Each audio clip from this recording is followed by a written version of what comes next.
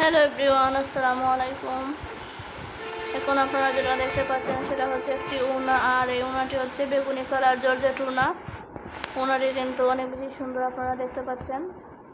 এটা যে কোনো কালার ড্রেসের সাথে পরে অনেক বেশি সুন্দর লাগবে। যে কোনো থ্রি পিসের সাথে এটা হিজাব করেও পরা যাবে।